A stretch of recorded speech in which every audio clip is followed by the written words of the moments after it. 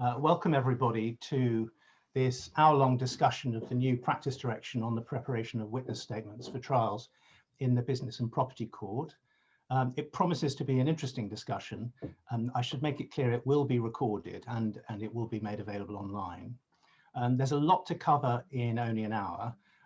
We will try and make time for questions at the end, but I can't promise that we'll manage it. Members of the audience can ask questions in writing via the Q&A facility, which should be at the bottom of your screens. There is a note on the website through which you booked this session, setting out the critical parts of the practice direction we'll be talking about today. It would be helpful to have this in front of you. We will, for the next hour, assume that you're aware of the basic requirements. The purpose of this session really is to focus on practical issues to which the new requirements give rise. Now, on the panel I have with me, I'm very pleased to have with me, first of all, Mr. Justice Timothy Fancourt. He was a leading silk in fields of property law and landlord and tenant, as I imagine most of us will know. He's a former member of the Bar Council and chair of the Chancery Bar Association. He was a deputy High Court judge for several years before accepting full-time appointment to the High Court bench in 2017. Since then, it's fair to say that he's produced a number of significant judgments in several different areas outside his home turf, as it were. Now he is president of the Lands Chamber of the Upper Tribunal. More pertinently, for today's purposes, he sat on the Witness Evidence Working Group, and I can confirm from personal experience, he has some clear and helpful views on how the new regime should work in practice. Next, I have Sarah Long. She's an executive director and assistant general counsel at JP Morgan, where she is the EMEA head of litigation. She oversees disputes and regulatory investigation matters for the whole of the bank's business in Europe, Middle East and Africa region. She's speaking today, I should make clear, in her personal capacity. She is not expressing the views of JP Morgan. Rupert Lewis next. He's a partner in and head of the banking litigation practice at Herbert Smith Freehills. He acts for banks in a wide range of contentious matters, which one frankly can only envy professionally. Then we have Maura Macintosh. She's a professional support consultant in the litigation team at Herbert Smith Freehills. Amongst many other things, she's an editor of the White Book in relation to conflict of laws. She was a member of the implementation subgroup for the Witness Evidence Working Group. I should mention that diligent litigators will want to become familiar with the implementation report. It was published in October 2020, and it was the document which proposed what became PD 57AC. Last and probably least, there's me. I'm a silk at 1 Essex Court. I have a background in chancery commercial and what might be called pure commercial litigation, particularly company law, banking and fraud. But with age, I appear to have transcended the narrow confines of the fields in which I cut my teeth. Now, as everyone will know, judges have become increasingly fed up with the games that litigators have become so adept at playing when preparing long, argumentative, defensive, and frankly unhelpful witness statements that owe far more to the art of the advocate than they do to the unfiltered evidence of the witness. A working group was formed to consider how to deal with the problem, and after considerable debate and deliberation and 2 reports, a new set of rules were drafted contained in the practice direction, which came into force last month. Now, on a superficial reading, the rules could be seen as doing little more than enforcing good practice, but properly understood, they include some radical measures resulting in some fundamental changes, both to how statements must be prepared and to what they can and cannot contain. The practice direction was explicitly designed to bring about a change in culture, and it's important that everyone recognizes that. Now, Tim, could I ask you to explain what prompted this initiative and the problems that the new provisions seek to address? In a sentence, witness statements had become far too long, far too argumentative, and were over-lawyered, if I could be forgiven that expression. In a little more detail, witness statements were tending to tell the entire story behind the claim rather than giving evidence. They were full of lengthy commentary on the documents in the case, where no documents were necessarily in issue or needed any commentary. They rehearsed the story and the case of the party for whom they were made, expressed opinions, and most concerningly, they were very clearly the product of hours and hours of preparation by skilled lawyers, polishing the evidence to advance as best they properly could the case of the party they were represented, and in language that was very obviously not the language of the witness. And the result, therefore, was that the authentic voice and recollection of the witness was entirely lost. Quite often in a cross-examination, a totally different picture would emerge, both as to what the witness could actually remember and even what their evidence was. And I'm afraid the consequence was that the judges used witness statements as a way of reading into the general story about the case, but the real focus was on what was said in cross-examination. Very occasionally in closing submissions, one would hear, "My lord, paragraph 139 of the witness statement of so-and-so was not challenged by the other side, and therefore you should rely on that." But that in itself highlights another problem. Cross-examination had become extremely lengthy and detailed in order to avoid exactly that risk. A lot of defensive cross-examination taking up far too much time at trial with no real focus on the central factual issues.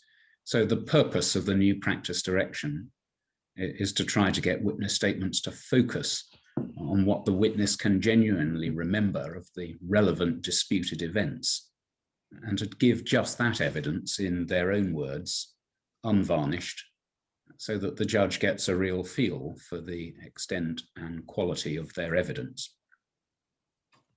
Thank you very much.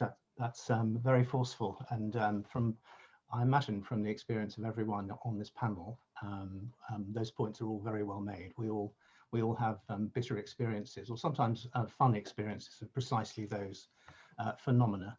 Now, let's have an overview. The new practice direction introduces a series of rules and includes what's referred to as a new statement of best practice, although it may be fairer to describe it as a statement of required practice, that statement being set out in an appendix. Maura, can you explain to what extent the new provisions codify what was already seen as best practice, and to what extent they introduce new rules or practices? Yes, well, I think much of it really is or can be described as best practice, what was already seen as best practice, so largely clarified and beefed up to some extent. So, I mean, I think we all knew that shouldn't be putting words in the mouth of the witness or effectively leading them to include in their statement things that weren't probably their recollections, and that the witness statement wasn't meant to be a forum for arguing the case or effectively replacing advocacy taking through the documents. Obviously, some people did it anyway, but I think generally that was accepted to be best practice, and the new provisions reflect all of that and really clarify what's expected. I think, to my mind, what's really new in the new provisions that comes down to 4 points. The first is the requirement to list the documents that the witness has referred to or been referred to for the purpose of providing the evidence set out in their statement. That is certainly new and somewhat controversial, I think. The second point is the need to state in the witness statement how well the witness recalls important disputed matters and state whether their recollection on those matters has been refreshed by reference to documents, and if it has, how and when that happened and what documents those were. That's also new. And then there's also, thirdly, a requirement for the witness statement to set out a confirmation from the witness that they understand the requirements of the PD and appendix, and that they have complied with those requirements in certain specified respects.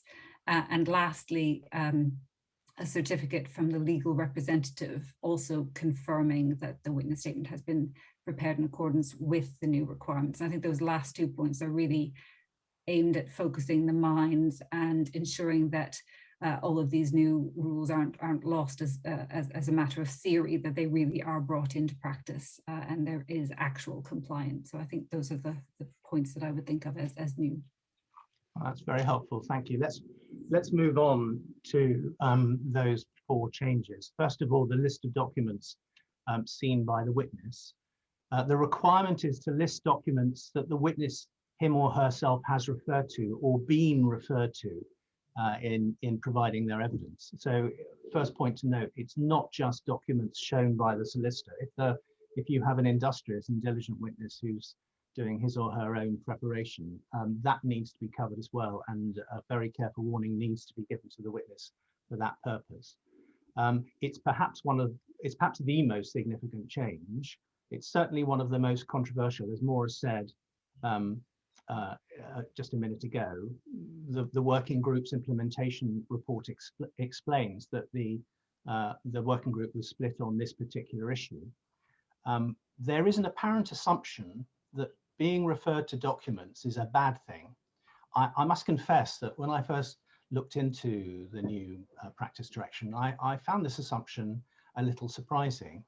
When I'm asked to give an account of a past event that I don't have a clear recollection of because it's more than 12 hours ago, my account will almost always be much better and more reliable after I've had an opportunity to refresh my memory with documents.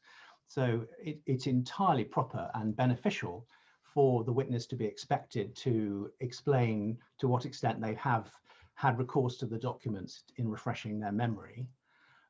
But the assumption, one which is expressed in the implementation report itself, is that being referred to a significant number of documents is a bad thing and somehow undermines the evidence. And as I say, I find that quite surprising.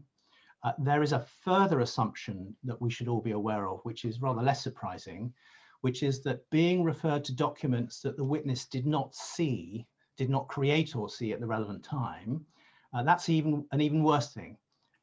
The statement of best practice provides that particular caution should be exercised before referring witnesses to such documents. So there's not an absolute prohibition. It does require a judgment call, as often happens, as is going to happen more and more. A judgment call by the solicitor involved will be required. Now, Tim, could you please tell us how you think this list will be useful to you as a judge when you're considering the witness's evidence? I think it helps the judge to assess and weigh the reliability of the evidence of the witness. We all understand now perfectly well, since the Guestmin case, if not before, that there's no clear line between recollection and reconstruction.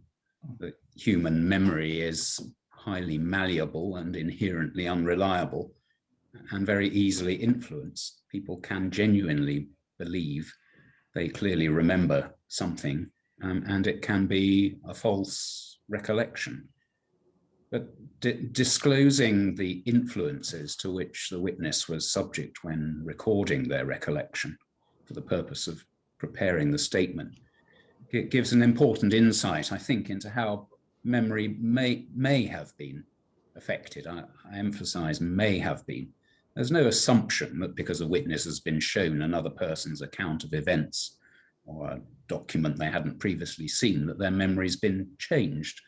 But it brings a degree of transparency to the possibility of that having happened in the particular case where there's a particularly important evidential issue that the judge has to consider. I think it also assists the whole process of cross-examination. That certainly doesn't mean that there should always be detailed cross-examination on each and every document that the witness says that they saw, but that on important issues, one can see the reasons why the witness may be mistaken or is likely to be reliable.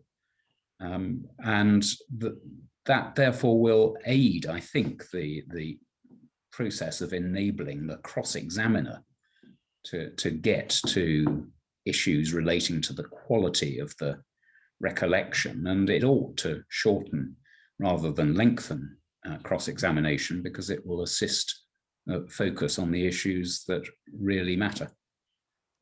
Thank you. So it's going to shorten cross-examination. I'm smiling wryly because I rather wonder whether people are underestimating the ability of counsel to exploit rules that when they're placed before them. Sarah, what's your view on this from the perspective of the in-house legal team? Do you think it'll give rise to any issues for parties to major commercial cases? Yeah, I think it will. I think all of those issues are manageable. And the key thing really for in-house lawyers is to be thinking about these issues now and working out how you're going to deal with them, rather than waiting until you've actually got litigation on foot and you're approaching the witness statement stage. I think one of the biggest issues that I see here is that often when companies are involved in major commercial cases, they're not cases that stand in isolation. You see litigation across multiple jurisdictions, you see regulatory investigations in a number of industries, and there are different rules that come into play when you're dealing with those kind of proceedings as well. One of the biggest issues here is that the US takes a fundamentally opposed view on the refreshing of memory with documents, and so the expectation is that somebody going in to be deposed for US litigation will have seen a vast range of documents, including documents they weren't party to at the time. And as an employer, there can be obligations on a company to properly prepare its employees for particularly interviews in front of regulators, and to give them access to materials that will enable them to properly answer the questions that the regulator is going to have. So all of these things are going to come into conflict with the restricted approach to documents that we're now looking at in the UK. And as I say, it's manageable. We can find rules around it, but a lot of that's going to fall on the in-house lawyer, because they're the person who has sight across all of the different pieces of proceedings. And ultimately, the individual witness is not going to be able to remove themselves from the knowledge of something that they've seen in the context of one set of proceedings when they come to prepare witness evidence for English litigation. This may be an unfair question, but you say it's manageable. How do you think you'll manage it? I mean, if you've got a witness who has been dragged through the hedge backwards in the US in depositions and various other witness preparation procedures, such that things are locked into his or her head as a result of that process, and they're also giving evidence in this country, how do you think? I mean, it's a problem that you're going to have to mitigate. You won't be able to get rid of the problem that he'll have that, he or she will have that knowledge regardless. How do you think you'll handle it? How do you think, are there ways of mitigating the problem? Yes and no. There's also kind of a transitional problem that, a lot of litigation starts many years after the event, and so potential witnesses will already have seen documents, and can we go back and capture that? But I think going forward, I mean, the really key thing is to be thinking critically about what is being shown to them in the context of every set of proceedings, and keeping a log of that, because it may be unavoidable that you have to show a witness a large number of documents. But the point is that we then need to be able to record that for the purposes of the new practice direction, so that we're being upfront and clear with the court on what has been seen and the context of why it was shown. And presumably I suspect, as these new rules bed down, they'll develop a practice amongst in-house teams and solicitors who do this kind of litigation. There'll be a form of words you use to convey the problems that you've had and how you've done your best to address them. But the most important point you make is that you need to think ahead, that you can't simply assume that because the practice direction only applies to the actual preparation of witness statements, that means you don't have to worry about it at any prior time. That's simply not the case, I think, and you'll come a cropper if you do that. Well, thank you. I for what it's worth, I have 4 points which I think it important to bear in mind. First of all, there will, I think, be a new focus on process, particularly if you have a weak case. The cross-examiner will focus on whether the witness had too many documents to look at, or whether he had too few documents to look at. In many ways, he could be seen as winning either way.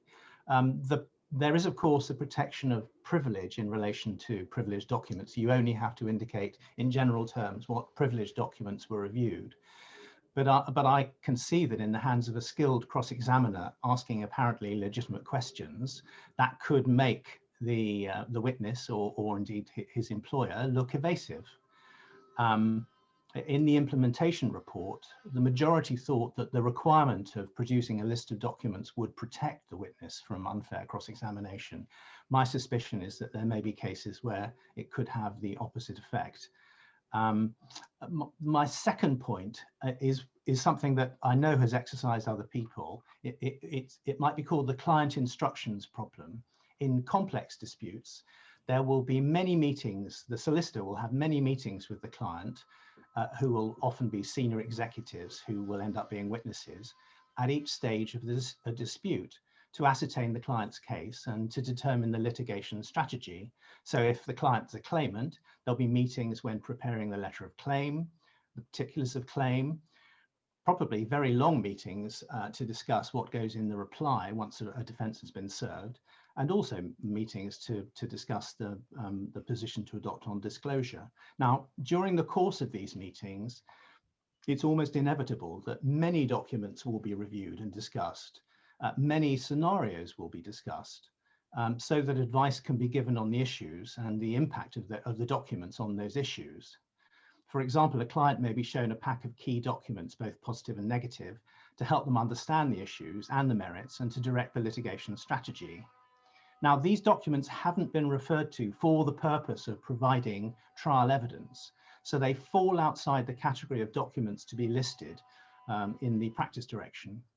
But other things being equal, it seems to me that it would be sensible, well, it would be convenient to use notes of those meetings as a starting point for scoping out the initial draft witness statements. That, I say other things being equal because I'm no longer sure that that would be a wise thing to do now that we're in this new regime. Would that not be a gift for cross-examination? In any event, a point that Sarah's already made, what's said at these meetings can't be forgotten, and they could well affect witnesses' recollections.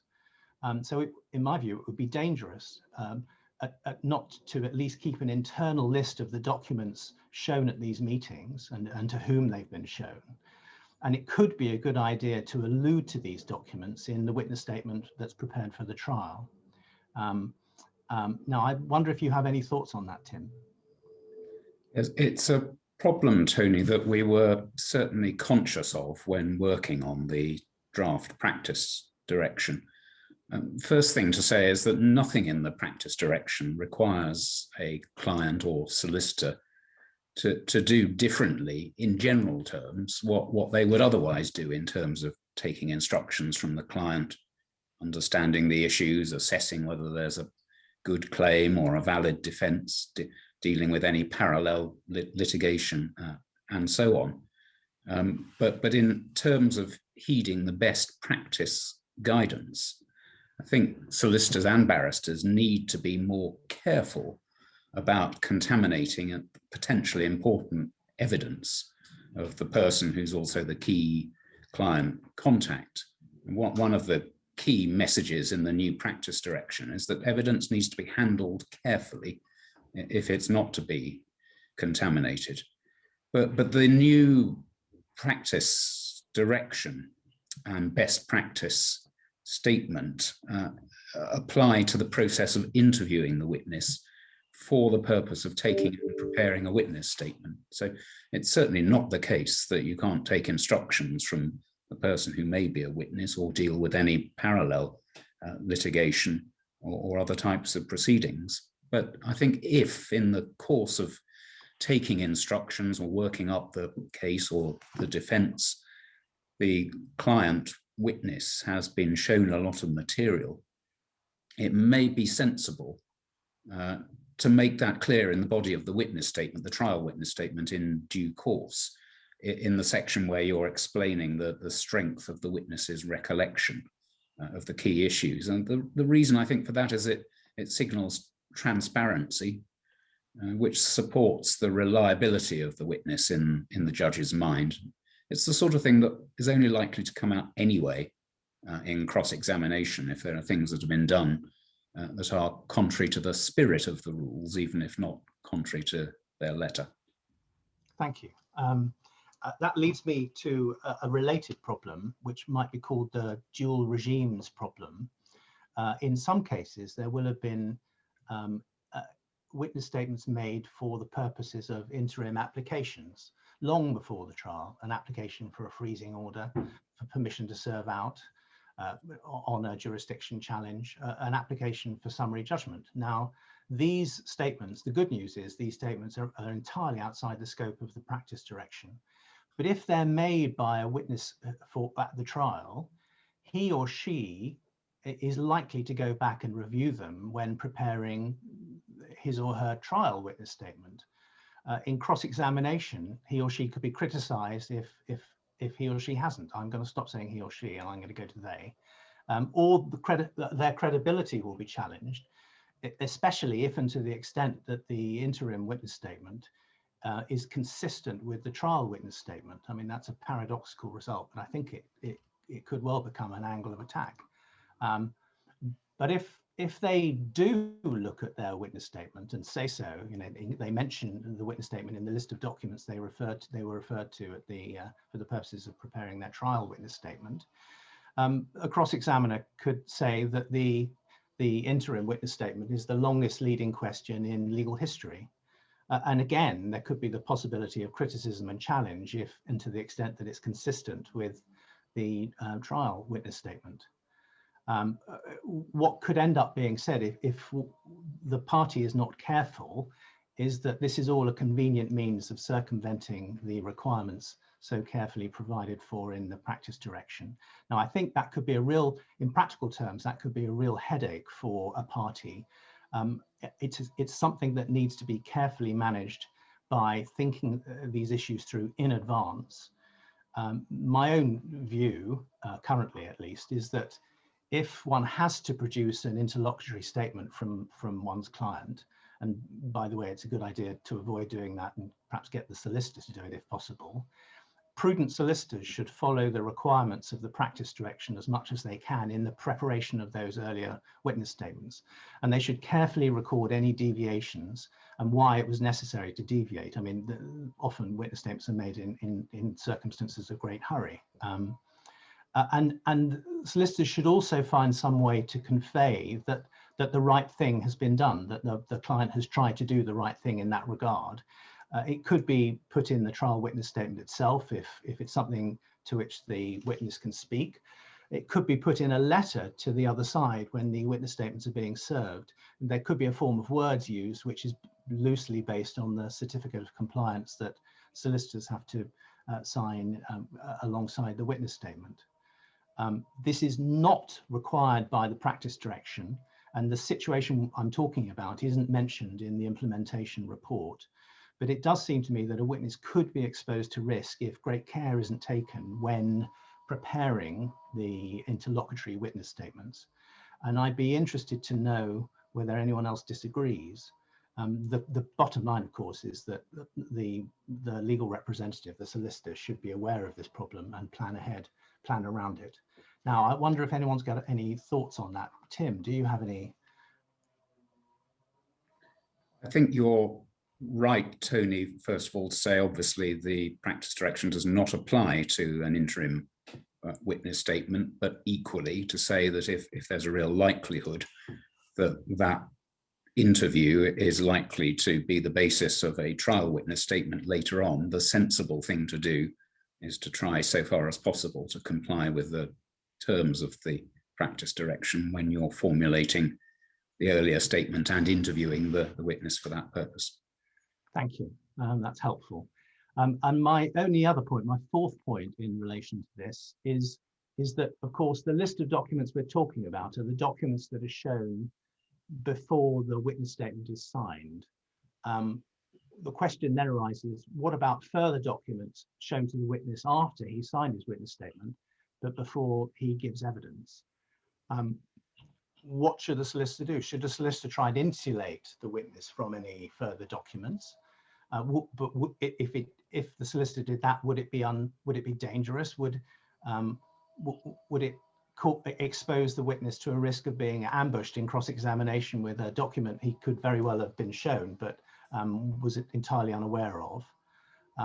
But if one then shows documents to the witness that they weren't shown before they gave their evidence, what if it induces a change of mind in the witness? What if the witness thinks, well, on reflection, having seen that document, my recollection is refreshed in a slightly different direction?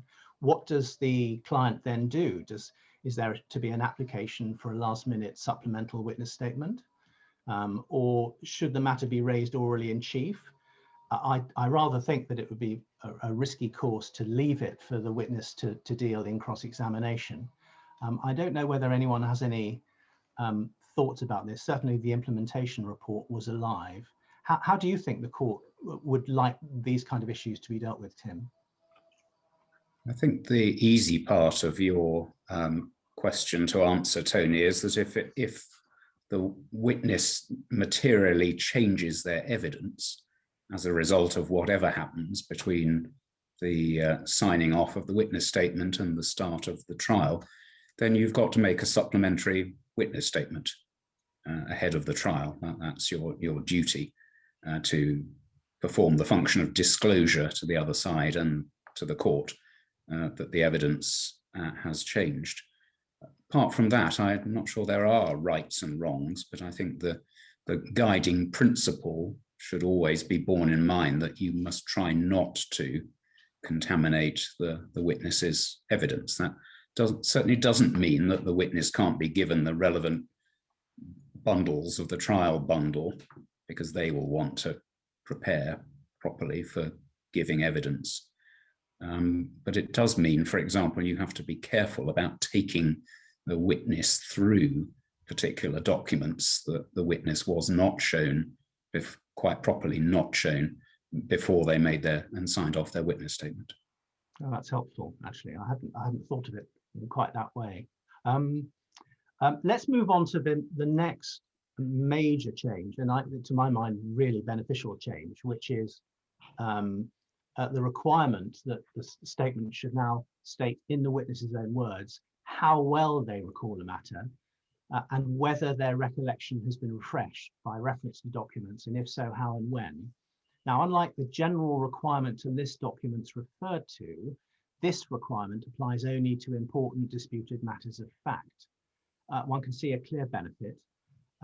It allows the court to distinguish between unfiltered recollection with the benefit of memory refresh from documents, and reconstruction from documents. All those things are entirely legitimate, but it's equally entirely legitimate that the judge should know which of those processes he or she is currently looking at. Rupert, I wonder if you could help here. How easy or difficult do you think drafting a witness statement that satisfies these requirements will be in practice? Yeah, I think it does raise some challenges, Tony. I think there are probably 3 points that have occurred to me when sort of puzzling over this particular provision. The first is, I think that this first point probably doesn't seem troubling when you first come across the wording, but actually when you reflect on it, I think it gives rise to some practical challenges. So as you've just said, this is a requirement that applies to important disputed matters of fact. Now, what is an important disputed matter of fact is, there'll be some things which are very obviously an important disputed matter of fact. But actually, when you think about it and you apply it to your own cases, there are issues more around the edges which may actually take on a different level of importance by the time you reach trial. It seems very different when you're drafting the witness statement. So I guess for the solicitor, there's a bit of a judgment call to be made as to what actually is an important disputed matter of fact, and therefore in relation to how many different matters you're going to have to state how well the witness recalls. The second point is, how do you get that witness's unfiltered recollection? And this, I think, is quite easy in practice in some ways, but is a bit unnerving for the witness. I think probably what will often have to happen is you'll have to put the important disputed matter of fact to the witness without them having the benefit of refreshing their memory by reference to the contemporaneous documents, which, as you mentioned earlier, Tony, is a bit of a weird way of doing it. In the real world, a lot of people will look back at diary entries or look back at emails to remind themselves of the context. But I think you do have to go through that process to try and test how pure the witness's recollection is before they get to look at the documents. And I think for a witness, that could be quite unnerving, because you're, particularly if you're dealing with a historic matter from 10, 11, 12 years ago, you're saying to them, look, I'm sorry, I just need to hear from you what you can actually recall about a particular meeting that took place 10, 11, 12 years ago. Maybe Tim would feel that would be helpful to understand that actually the witness has no real recollection of that meeting. But then you go to the next stage, which is having tested that unfiltered recollection, you then show them the contemporaneous documents. And I think it's probably quite natural for a witness to go, oh, hang on a second, I remember. Yes, you know, that this was the sequence of events. This does bring it back a bit. I can recall, you know, now a bit more about that meeting. But that second step has to be quite carefully recorded. So the if so, how and when point, you know, when was the document put to the witness and in what circumstances? So I think I can absolutely see the, you know, the good behind this change, but I do think it gives rise to some tricky issues in practice. Oh, thank you. I keep going to you, Tim, because you are almost literally the horse's mouth here. But how helpful do you, I mean, you've already made your views very clear, but how helpful do you think it will be to have the witness's own assessment of the strength of their recollection? I ask, I'm playing devil's advocate. I can see that in the hands of a very skilled lawyer, perish the thought it would be counsel, one could draft a beautiful account of my original recollection, which could be as unhelpful in the real world as the kind of witness statements you're already having to wrestle with. But how? So I'm not sure I've asked you a very good question, but how helpful do you think it will be to have the witness's own assessment of the strength of their recollection? It's always helpful to be told the truth about the witness's strength of recollection, which may include reasons why the witness says that the recollection of a particular event is good or not so strong. It's not obviously just a question of a witness saying they're sure they're right in their recollection, but the statement will assist the judge to weigh the reliability of the evidence. But it's only one aspect, and it will, of course, be tested in cross-examination. And if it turns out that the witness has significantly overstated the quality of the recollection, then that's going to harm the reliability of that witness. So it's really important that the lawyers get it right. And as Rupert says, it's not required on every factual issue, just the important factual issues that are known to be in dispute. And I suppose, given that the witness will have to certify his own compliance, his or her own, oh God, their own compliance with the requirements, that will concentrate the witness's mind. It will make it more difficult for the process that we're so used to be repeated, where the lawyer constructs his beautiful citadel in the sky that's 150 pages long, and the witness says, yeah, I agree with that, I'll sign that. I can see that combining that with the confirmation of compliance, it should force the witness not to rely on the solicitor too much, or counsel too much. Now, Sarah, how do you see this from the client's perspective? So I'd echo a lot of what Rupert said around the length of time that it takes to bring proceedings, and then to get to the witness statement phase, and sort of the strength of recollection people will have then. I think my experience of dealing with witnesses is when they do have a very strong recollection, it's often of the big picture.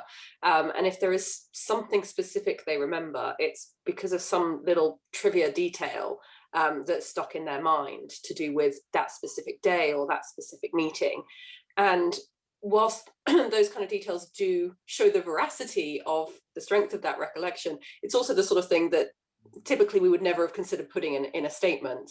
And so there's probably a balance to be struck there of, you know, conveying the strength of that recollection without straying into this kind of needless sort of detail that extraneous that has really cemented that fact for the witness. So again, there's a little bit of picking through to be done here.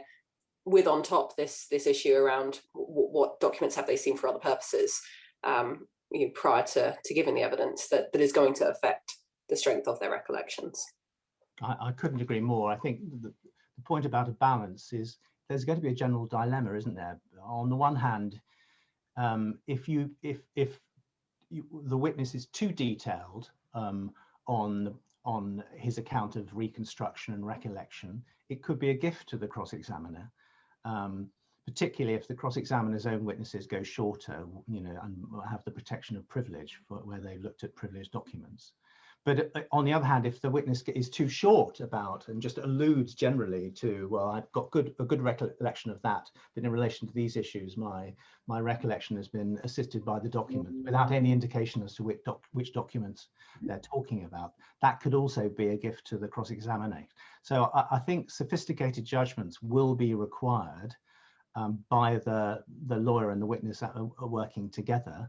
There is a possible trap for the unwary, I think, until this settles down. One would hope that after a while there will be a well understood practice to which judges are aware of and to which they generally keep. If different judges had different practices, and different requirements, different expectations, I can see problems arising, but hopefully that won't happen. Let's move on to the next change, which is witness interviews. The overarching requirement is that witness statements should be prepared in such a way as to avoid so far as possible. So far as possible is important. There's a lot of language in the practice direction and in the statement of best practice, giving the parties wiggle room. The perfection is not generally absolutely required, but to avoid so far as possible any practice that might alter or influence the recollection of the witness. It's fleshed out by the requirement that the witness interview should avoid leading questions where practicable, and should not use leading questions in relation to important contentious matters. That does seem to be an absolute requirement with no wiggle room. And that open questions should be used as much as possible, generally limiting closed questions to requests for clarification of or additional detail about prior answers. Now, as I've already adverted to, there does appear to be an absolute requirement for no leading questions in relation to important contentious matters, such that if, for example, a leading question is mistakenly asked during the interview process, it looks as if there may have been a breach of the requirements of the practice direction, which gives rise to questions: what does the solicitor then do about it? But Rupert, at a more general level, what impact do you think this requirement will have? Bearing in mind the certificate of compliance, which the solicitor is going to have to give, I think this really has quite a chilling effect, probably deliberately so, on the way in which a solicitor goes about interviewing a witness, and a solicitor is going to have to think very, very carefully about the way it seeks to elicit the evidence from the witness. So as you say, Tony, there's this absolute requirement for important contentious matters not to ask leading questions. Takes me back to a point I raised a little earlier. Well, what is an important contentious matter? I mean, there'll be, in some cases, it'll be blindingly obvious. There'll be a critical meeting, perhaps, and the witness's recollection of that important meeting will be key to the dispute. But it strikes me that it's not entirely going to be clear in all cases what counts as an important contentious matter, and therefore where this absolute prohibition kicks in. I think also the delineation between a leading question and a closed question is, in practice, probably not as easy to draw as it might seem. I mean, there is a helpful definition in the practice direction of what is a leading question, which is said to mean a question that expressly or by implication suggests a desired answer, or puts words into the mouth or information to the mind of a witness. And when you take account of that definition, you can absolutely see the ill which this particular provision is trying to avoid on important contentious matters. But it's just having that clarity as to where this prohibition applies. And as you say, what happens if, despite the very best intentions of the solicitor involved, in seeking to clarify what the witness means on an important contentious matter, and I have to say it's my experience that it often requires quite a lot of questioning of a witness to really properly understand what they're saying on important contentious matters. What if you do inadvertently ask a leading question as so defined? Well, I think there it is a really difficult point. I don't think the solicitor can in good conscience sign the certificate of compliance, and it may be that some derogation from the certificate of compliance would be required. That would be the safest course at least. Well, that raises an interesting, the one thing that is slightly scary is you find yourself in a situation where you think, oh, there has been a formal breach of the rules. Under the new rules, the appropriate course is to make what used to be called an ex parte application, an on-paper application to the judge, to say, please, will you, for this reason, I can't provide my certificate of compliance or statement, a confirmation statement. Will you please relieve me of the obligation to do so in these respects?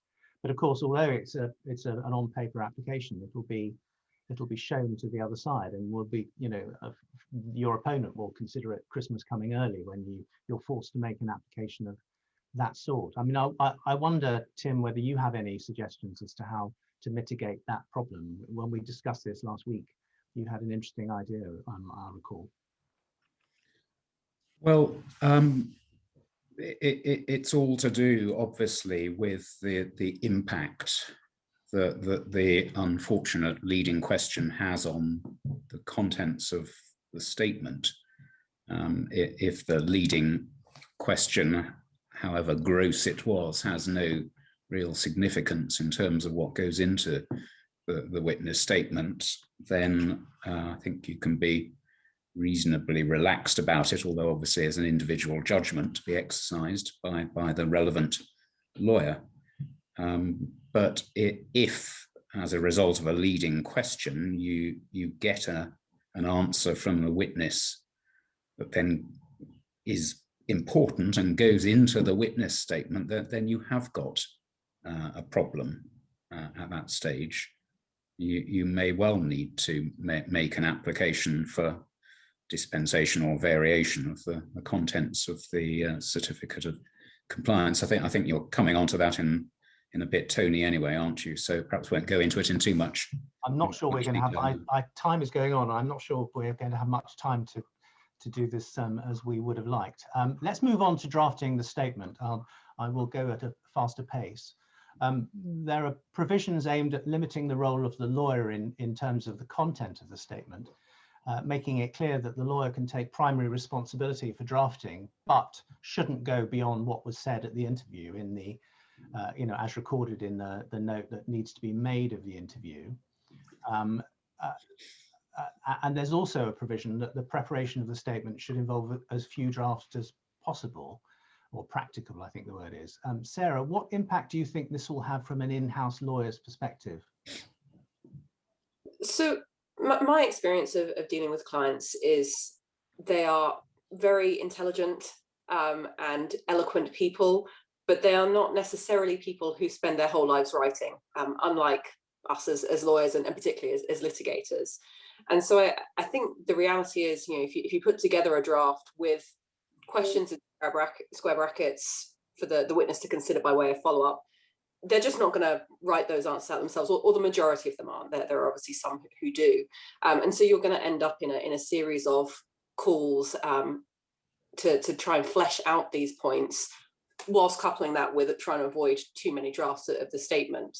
So it really is going to be a change in sort of how focused we are on the questioning in the first place, and then working out how to get the further information out, particularly when you're dealing with business people who are very busy and don't necessarily have a huge amount of time to give over to the preparation of the witness statement and getting the information out in that context.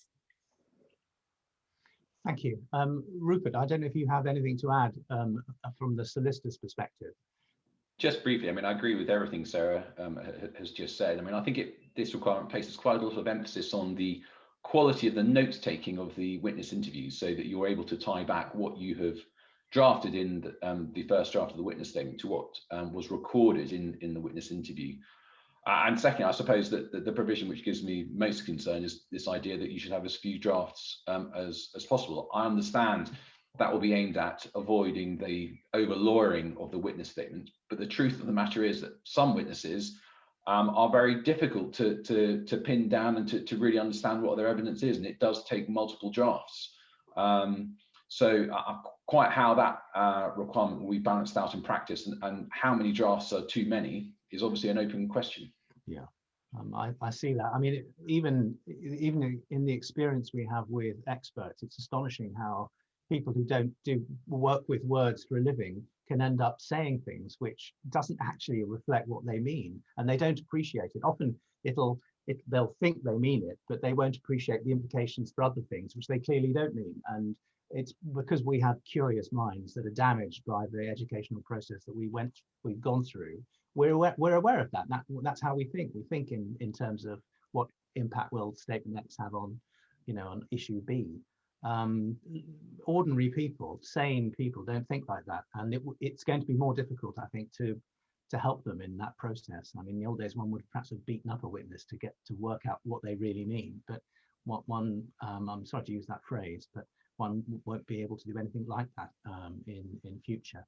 Now, let's move quickly on. We've only got 8 minutes to the content of the statement. This is really important. I mean, and not controversial. I imagine most of us would be entirely happy that that statements are to be shorter and limited to facts that need to be addressed and aren't covered by the documents.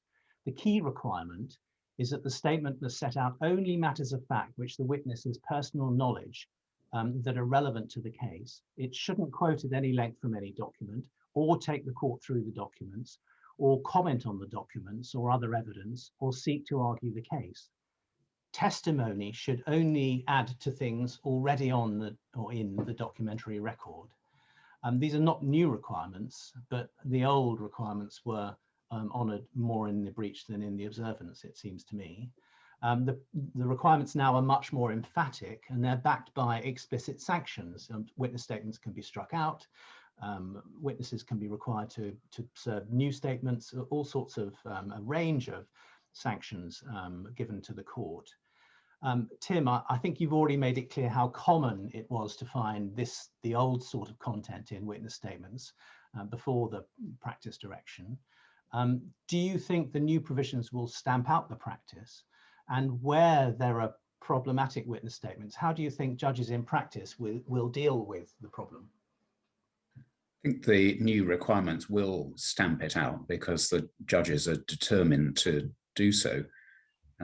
Obviously, there's a range of case management tools that are available to the judge, ranging from ignoring immaterial or minor transgressions to striking out offending parts, rejecting the witness statement entirely, requiring it to be rewritten, requiring evidence instead to be given orally in chief, and or cost sanctions.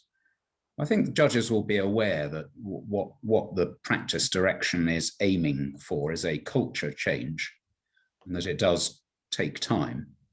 Not all litigators tune in to webinars such as this or read CPR updates when they're published, but certainly deliberate or egregious cases will be punished using the powers that the court has.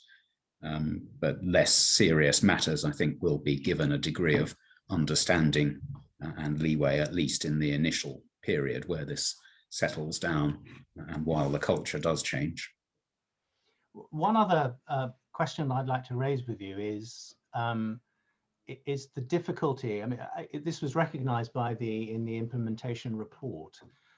Careful thought will be needed as to how to make sure that the judge has got the story that the documents tell. Now that the witnesses are no longer supposed to go through the documents and argue the case and do a bit of advocacy by running through the documents and explaining the story, how does one make sure that the judge has in his or her mind what the documents show, and also how does the judge have the right context, which may put a different complexion on what the documents show? Now, it seems to me that that's a real challenge now for the advocate. There will, I think, be longer submissions, whether they're written submissions or or oral openings and closings, I'm not entirely clear. I suspect that the most helpful course will be longer oral openings, to which the parties can, one can have an old-fashioned opening where one goes through the key documents so that the judge sees the story that they tell, and then the claimant's opponent will be able to answer that opening. But of course, for that purpose, the permission of the judge will be needed, and there may be listing issues. Perhaps it'll be said, well, because the oral evidence will be shorter by taking this matter out of witness statements, then the overall trial could still be the same length. But one other possibility is that there could be a renewed focus on agreeing statements of agreed facts. Speaking for myself, I've never found that a particularly beneficial process. It's often hugely difficult and time-consuming to agree anything that will be helpful to the court with a canny opponent who's constantly looking for an advantage, just as you are with in your dealings with them. Sometimes it's impossible to do anything more than an anodyne statement of facts. And it's an expensive and distracting process at a time when one should be preparing for the trial, which is a very hard process. Now, as I say, the implementation report recognized the problem. It anticipated longer openings and closings. And it also considered whether to require statements of facts, but to my mind, thankfully, it stepped back from that, leaving it to particular trial judges to decide what to do. Now, I wonder what you think about that, Tim, and I also wonder to what extent you will recognize that witnesses can still be the right people to provide important context, to explain what emails are really saying and talking about and so on. These are important issues, Tony, I agree. It's a sort of narrative deficit issue, isn't it, that the parties somehow have to address. I'm not at all sure that very much in terms of explanation should be forced into witness statements, although I completely accept that in some cases a little bit of context in relation to an important meeting is entirely appropriate. But the parties in an individual case need to address this issue at an early stage, and they will be prompted by masters or judges at CMCs, and they will certainly be pressed heavily on this at pre-trial reviews.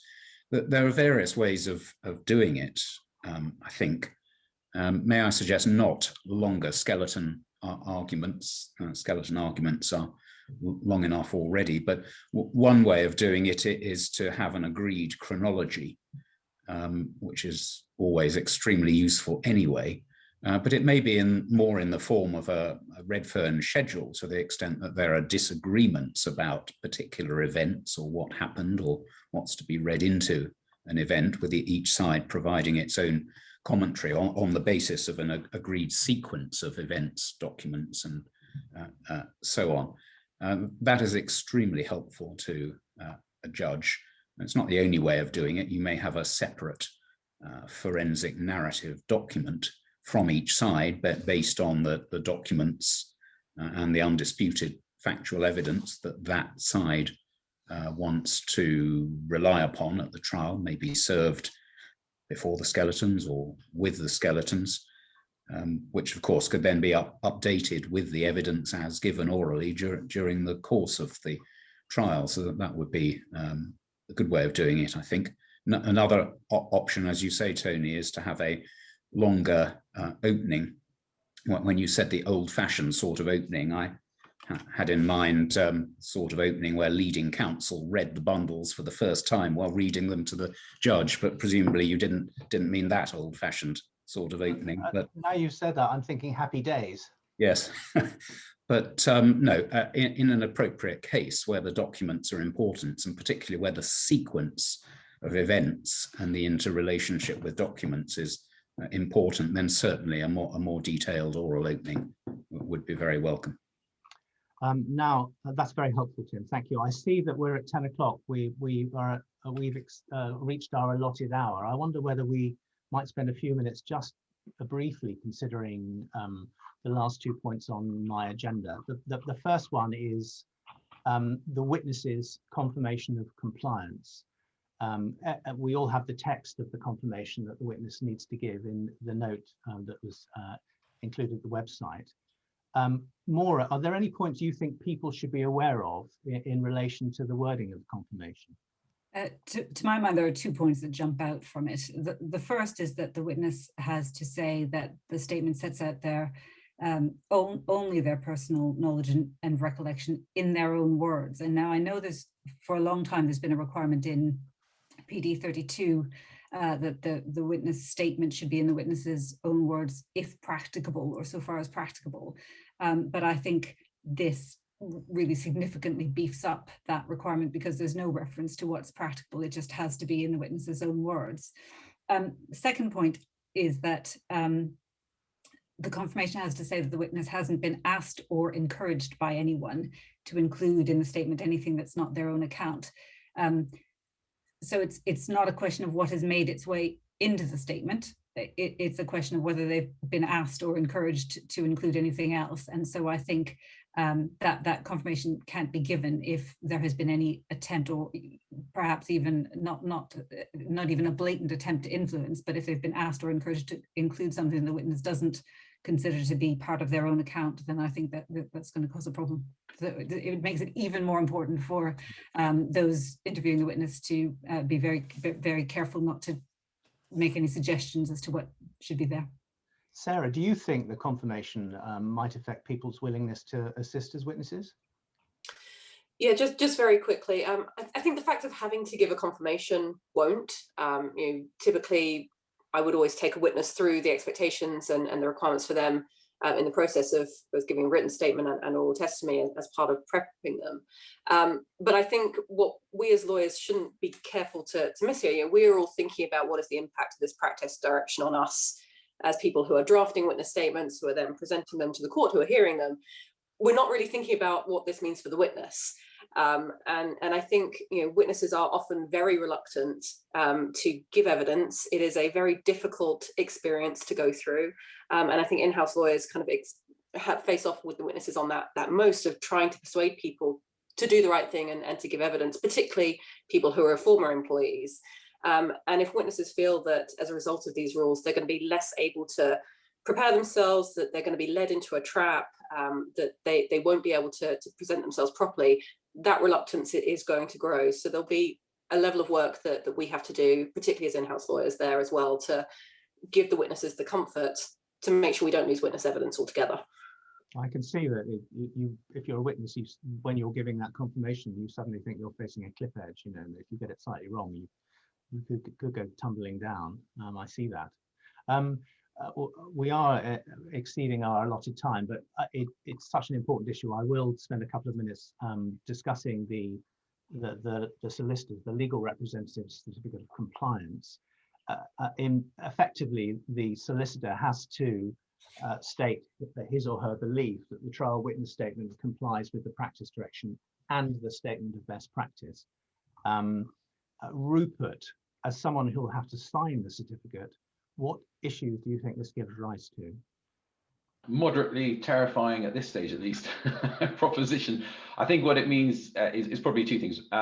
Firstly, there's going to have to be much more heavy involvement by the senior members of the legal team. The person, if it's going to be the partner that's going to sign the certificate, the partner is going to have to be heavily involved in all aspects of the witness statement preparation, perhaps more so than has been the case in the past. And again, maybe that's a good thing in terms of really ensuring that the senior legal representative on the team is really keeping a very close eye on everything that's being done to prepare the witness statement.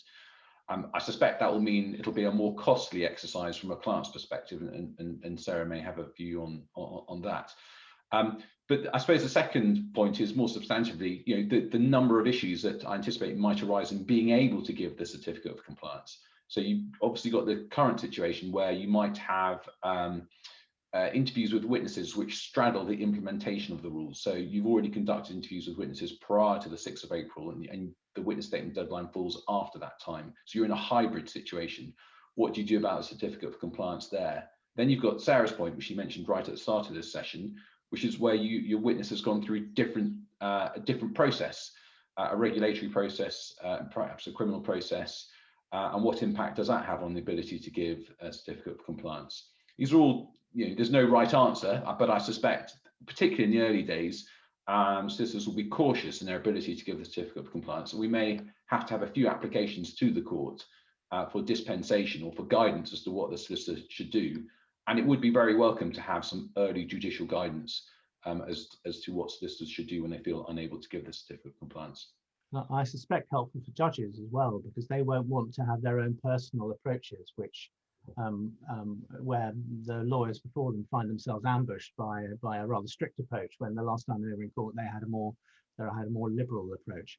Tim, you've already grappled with this to some extent. I wonder if there's anything else you want to say about, for example, where you think it would be appropriate to apply for dispensation from the requirements, and what do you think you might do on such an application? I appreciate that's a rather open question, but leading questions aren't allowed now. Well, it's extremely difficult to generalize, Tony, about the circumstances in which an application should be made, but I think Rupert's right. In the initial stages, if there's uncertainty on the part of the relevant lawyer as to whether they can properly sign the statement, then they should apply. And one question that occurred to me just as Rupert was answering the question, actually, is whether the court would be receptive to an application for guidance, not in the same way as parties were encouraged in relation to the disclosure protocol as it was when it was introduced, to apply for guidance about disclosure. I can't think of any reason why the court wouldn't be willing to give guidance in general terms, obviously not case specific. But if necessary, you will have to make an application. And how will the court deal with it? Well, it depends. There's obviously a range of things that might be done. I suspect what's most likely to happen in practice is that a variation of the statement will be permitted on the basis of a certain amount of disclosure as to what it was that went wrong. That needs to be brought out into the open to the extent that, of course, the party is willing to waive privilege to bring it out into the open, but it may be necessary to do that to some extent. That's a slightly tricky area in order to get the dispensation that the relevant lawyer thinks that they need. But I'm sorry, I can't be more prescriptive or give better guidance, but I'm sure there will be cases in the early days where sooner or later some general guidance is given based on some real facts. Well, I have to say, I mean, there were a couple of questions. Someone has asked, has one square the requirement for the witness statement to be as short as possible with the requirement to explain how well they recall matters and so on? That's an entirely fair question. And the answer is it's a difficult question of judgment. Someone else has asked, has the 2020 report of the International Chamber of Commerce on reliability of witness evidence in international arbitration influenced the preparation and implementation of the practice direction? I don't know if anyone knows the answer to that question. I suspect it may have come too late for the process of preparing the draft. It's been quite a long process from about 2018 when it started up until the autumn of 2020 when the matter went to the Rules Committee. So, well, yes, I'm sorry, I talked over you, so I do apologise. I think we'd better stop now. We're 10 minutes over our allotted schedules. I have to say I'm very grateful for the members of the panel for, and particularly to Tim, for the helpful suggestions that they've offered. Tim's suggestion of guidance, Tim's suggestion of a Redfern schedule in relation to factual issues. That's an interesting idea which I hadn't previously considered. The suggestion that where a leading question is asked by accident, one might be able to avoid the car crash involved in an application for dispensation by simply seeing whether one can avoid incorporating the answers to that leading question into the witness statement. The most important point, though, is that in relation to the new practice direction, one needs to plan ahead. One needs, first of all, to insulate the process of preparation of witness statements as much as possible from every other process, but at the same time, one needs to recognize that the other processes involved in litigation, the prior processes, may well have an impact on the trial preparation, trial witness statement preparation, and one needs to think proactively ahead to see how best to mitigate that problem. And if this session has done anything, I hope it's made people aware of the great importance, the great desirability of thinking ahead. I think with those words, I will bring matters to a halt. I should thank the London International Disputes Week for allowing us to produce this session. It's been very useful for me personally to think through the problems and to start to think how best to deal with them. And of course, it's been very enjoyable wearing a suit again. So thank you very much, everybody.